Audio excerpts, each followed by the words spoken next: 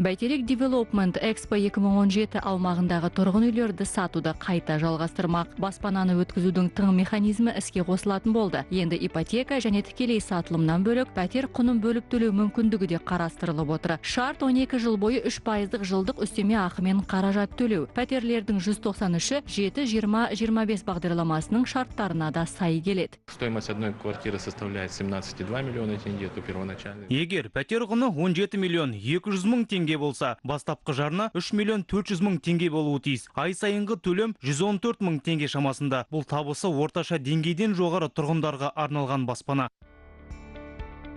Екінші санаттағы баспананың бір шаршы метрінің құны 399.900, ал көлік орны 735 мың теңге деп белгіленіп отыр. Digital Бәйтерек порталында өтініш қалдыруға болады. Бұл платформада пәтер онлайн режимде таңдалады.